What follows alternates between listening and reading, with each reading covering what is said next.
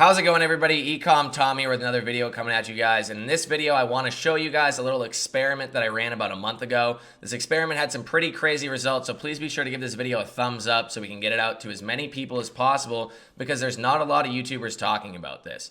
And this whole experiment revolves around the fact that you're sourcing all these items, you're spending all your time, your effort, or your money if you're hiring virtual assistants to get these items put up on your account. And with eBay, it's not really a guarantee that these items are actually going to sell. On Amazon, there's a pretty high chance if you follow the data properly, but on eBay, I'd say it's about a 30 to 40% chance that an item's going to sell. So you could end up with items like this item right here that was listed June 18th with 0 watchers and 0 sales. This one June 19th, which is the same way, June 21st here, July 13th, July 13th, July 13th. All these items were listed. You know, I spent my money with my virtual assistants trying to list them. I paid my virtual assistant to find them, and nobody ended up buying this item. So in my opinion, it was a waste. So what am I going to do with these items? So I'm going to show you guys exactly what I did with these items in the PowerPoint following this. And basically, what everybody else is teaching is to take down your items, put them on another account. And I was doing the same thing as well.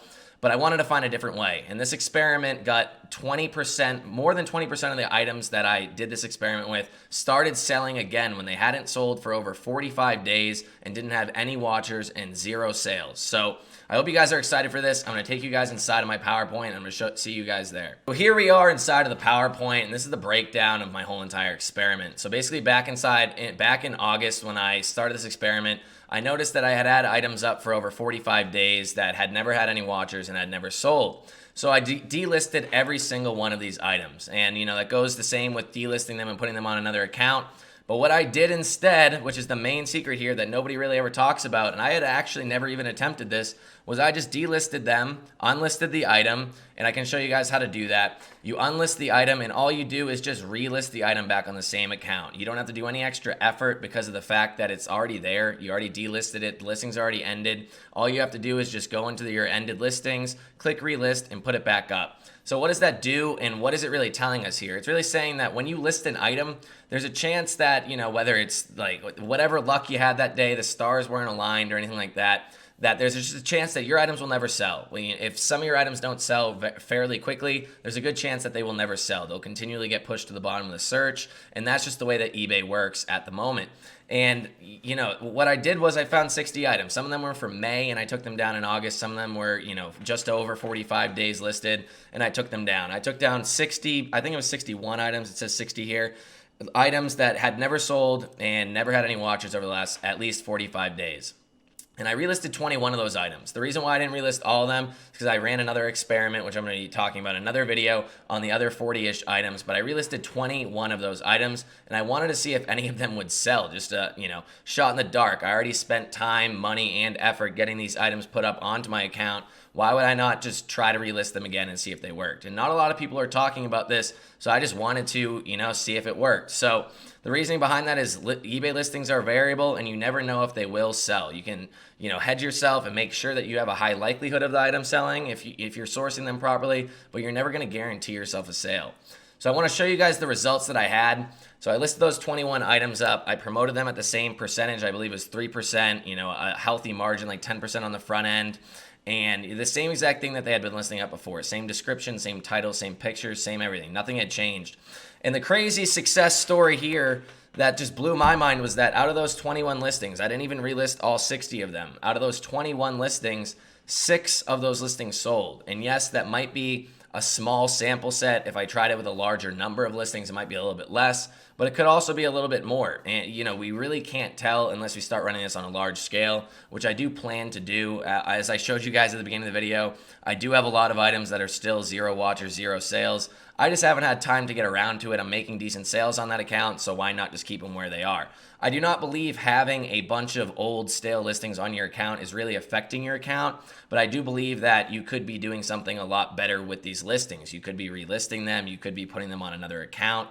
But one thing I've realized is that a lot of people that put them on their accounts, they might, or it's people that don't want to, might not have the money to start another account, might not want to start another account, might not want to set up Skew Grid on another account because that's not always the most fun thing to do.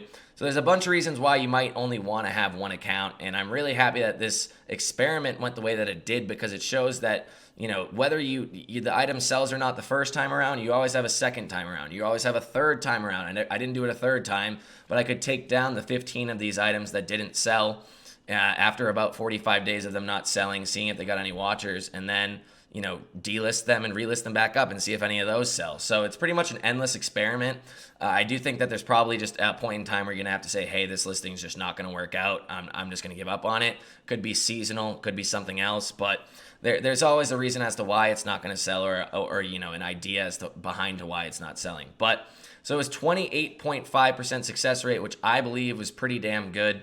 And out of those 21 listings, 7 of them actually had watchers. And the funny thing about it is that some of the ones that sold never had watchers, and some of the ones that had watchers never sold. So it wasn't the same items, although there was quite an overlap.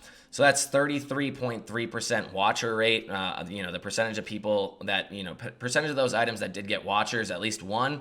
And I think that that's also pretty interesting because, a watcher is a good indication of the fact that it could possibly sell in the future. It's not a guarantee, but it's a lot better indication than just having a bunch of views and no watchers. So, like I said, I was pleasantly surprised with my results, and yeah, I can't be more happy about the way that this showed up. So here are the results. These are my eBay SKUs. This is a straight up, copy and paste from my SKU grid uploading CSV. And I decided to just put an extra column here and another column here, one for watchers, one for sales. And I went through each SKU. Yes, they're in scientific notation because I don't want you guys to actually see my actual items and find my store. But, here's one that had nothing. It hasn't done anything. It's been up for about 30 days now, probably about 40 now that this video is coming out. But this one did sell. This one had 1 watcher, 1 sale, 0 here. 4 watchers and 1 sale. That's pretty damn good. Then the next 2 had nothing. They're duds. Who knows? Maybe I'll list them again. The next one had 2 watchers, 2 sales, 0 watchers, 2 sales, 1 watcher. Then this one had 1 sale with no watchers, and then 1 watcher, no sales. Next 2, no sales, and then 1 sale, and then 2 watchers. So, it's pretty sporadic. It's all over the place, but it does go to show that I can guarantee you these items had 0 watchers and 0 sales for most of them over 40 days, close to 90 days for some of them, before I relisted them back on my account. So it's really no effort, no extra effort on your part besides just delisting them and then relisting them back up. eBay saves all the information for every single listing. And just to show you guys how to get results and with watchers and sales like this on just relisting your items onto the same account, we're going to go into my store right now. I'm going to show you guys exactly what you need to do. It's very simple. It's very quick. But for those of you that have no idea how to do it, I will show you exactly how to do so inside of my computer. So here we are inside of my computer. And as you can tell, I've already clicked on listings. And all you want to do is just click on your all active listings at the moment and scroll down and find one that hadn't sold in the last 30 days and has no watchers. So you can actually sort by watchers if you click right here. Make sure the arrow's pointing upwards. It's going to show you 0 first. So I like to sort by watchers, and on this screen you can tell that this item right here has no watchers, no sales, and was listed on June 21st. So this is one that I would take down, and it's a great candidate for this experiment. So what we're going to be doing is you just go over to that item, you can click the drop down and then click end item. And after you do that, it's going to prompt you. I'll show you right now. You can click end item. I'll open it in a new tab. So I don't have to change anything. You can also go through, find all the ones that fit your criteria, and then just go down the list and then click check each one and then scroll up to the top, and you can delete them all at once. That is a faster way to do so. I'm not going to show you guys how to do it in this video, but it is very easy to do. After that, so you clicked on this one item to end it. All you do is just click end listing. Tells you that your listing's ended. From there, all you need to do is go back to your listings, hover over listings, and go to ended. And when you go to ended, you're going to end up on this page. And when you end up on this page, it's going to show you all your ended listings. So from there, you find the ones that you want to relist. If whichever ones. This one wasn't actually the one that I delisted, but I don't want to blur as much. All you have to do is just click relist, and then that's it. You just go through, click relist, and it's going to give you everything that you had already had all filled out for that item. It's going to be easy as pie, and you're going to be hopefully going to start selling items again that you hadn't, been selling in the first place. One thing I do want you guys to know is that when you do relist an item, it does get a new item number, which is the eBay item number, the item number that eBay gives your item, which you need to, if you're using Skew Grid to reprice your items, you would need to update your Skew Grid listing or re-upload a CSV. I teach all about the CSVs inside of my course, and if you're interested in that, check it down in the link in the description below. So that being said, we're going to get into the conclusion of this PowerPoint where I go over exactly what I thought about this experiment and why you should do it too. So in conclusion, you don't need a second account, and I know a lot of people don't want to have a second account, or they don't want to spend the time to set it up or pay for it or anything like that. And you can get sales from items that you already paid to source. If you have a virtual assistant that's out there paying for your item, that you're paying to source your items, you're putting their work and your hard-earned money to even better use, because some of their items are getting sales, but not all of them are getting sales. Now you can really raise the percentage of these items that are selling. And who knows, it could relist, start selling, and become one of your best-selling items. I wouldn't put that out of the question. I have had some items that were pretty much duds, and I've changed the listing a bit. And I'm going to make another video on that in the future about just changing listings and trying to revive a dead listing. I've had that happen where an item had only sold, I don't think maybe once or twice in the first 2 months, and now it's one of my best-selling items. So it really goes to show that eBay is just extremely variable, and you never really have any idea what it's doing. So it was a pretty high success rate in my opinion. The percentage was 28.5, I believe, that sold, and 33.3 repeating sign that had watchers on it. So that, in my opinion, that's a great success rate. It was a small sample set, like I said, but if you build it up, maybe try with 100 items, who knows? That'll probably be a lot more concise of a response.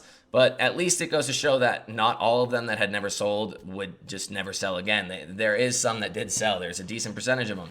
And even if it was 7 out of 100, it's really not that much extra work to put a VA on it and just go and just have them relist them all back up.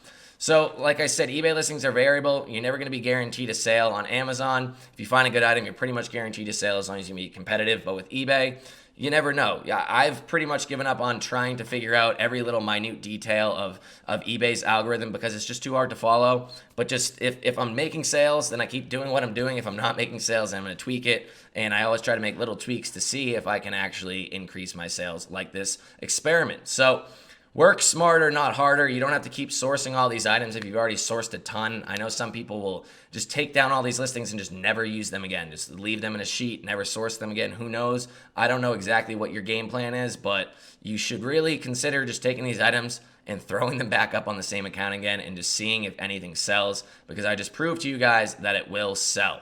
So in conclusion, please be sure to post your questions. If you have any questions for me to ask me, don't be afraid to ask any questions, because I know that this is a little known topic. Not a lot of people talk about it. So I'd be happy to answer any questions that you guys have about it, and any other ideas that you guys have out there. I would love to hear them, because I'm always into experimenting with eBay. I do have a science background, so I really like the experimenting side of it. And I think it's really cool when you have an experiment work in your favor.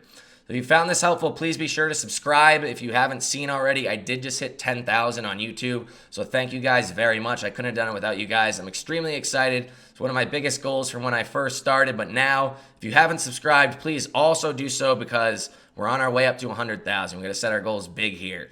Make sure to hit the bell notification, because that is the only way that you can actually get notified of when I do post a new video like this, whether it be an experiment, whether it be showing some sales, some techniques, some strategies, anything like that. The only way to actually see any notification is to hit the bell.